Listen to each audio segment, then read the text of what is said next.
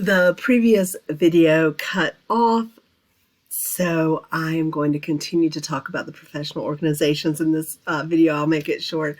But all industries have professional organizations. I belong to some for education and for English instruction. So I'm just going to show you how to find some of them.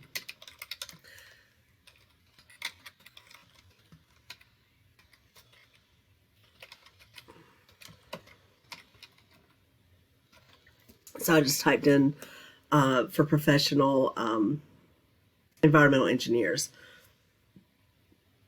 So here's one. One thing to be careful with is with many of these organizations, they're asking you to join, and to join in most cases has a price tag with it. So you can always go to the membership. There will usually be a student membership. I am not telling you to join. I'm not telling you to pay anything. In this case, I believe it's $50, which is a lot of money. So a lot of these things come for free to you, so don't pay for memberships. That's not what I'm suggesting here. But in this case, I don't see any articles. Sometimes different organizations will have access to articles and research and blogs and all sorts of things. It just depends on the different organization. So we'll try to get back and look at some different ones. You sort of have to search through and just see what you find. Here are a couple.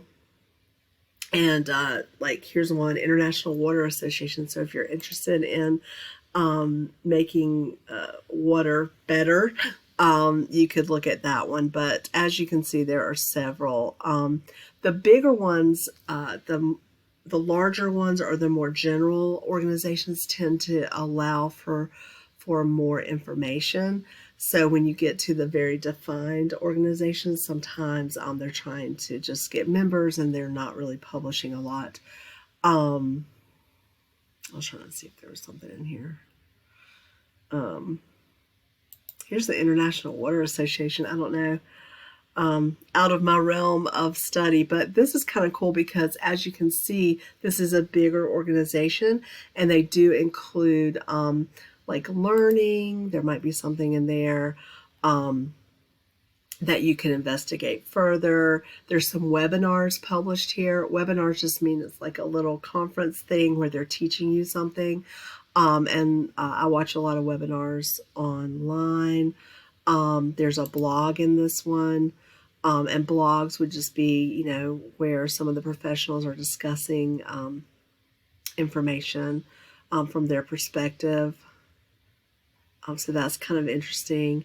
And then this one had media and resources. So that's kind of neat. So if you're not really sure the direction you want to take your topic, if you utilize these professional organizations, I think sometimes that helps you narrow your topic.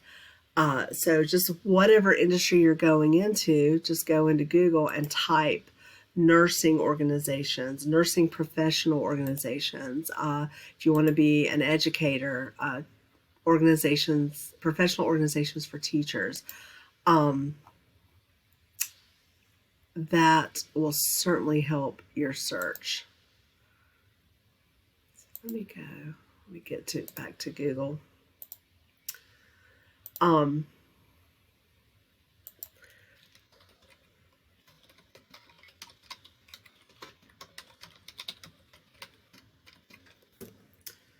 So nursing is a huge field, and so as you can see, there are so many organizations, and some of them are very broad-based, like the American Nurses Association. I know there's an association for male nurses.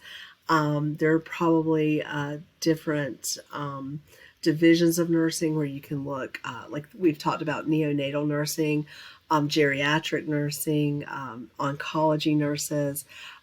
So here's a list of professional organizations for nurses, and as you can see, there are a whole lot of them, so you could just look through to see if you wanted to investigate that further. But like I said, the smaller the organization, the less that would probably be provided on that site.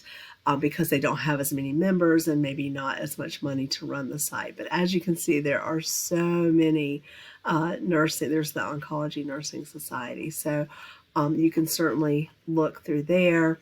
Again, they're going to offer you opportunities in different ways to be part of the organization. Some of them, the only way to be part of it is to pay a fee. Please don't do that. I don't want you to spend any money for this. But sometimes you can just subscribe to a newsletter and they'll send you information, and that's kind of cool to get that information. And then sometimes it's just free for you to see on their website. So you could do engineers. And as you can see, look at all these that come up. Here's a list of the 5 best ones maybe.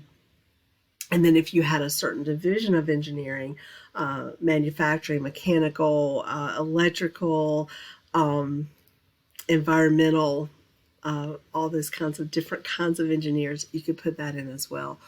I'm going to put just, I'll put college English. And you'll see even for something that specific, several come up. So I think this is a great way to explore topics more specifically. It's a great way to tap into networking with other professionals. And this will help you kind of explore your topics more, and also for you to get more involved in the career you hope to be part of. So it's not a bad idea at this stage in the game to go ahead and understand what organizations out there will give you information. So let me know if you have any questions about that. I can't think of too many industries that don't have a professional organization that you can explore.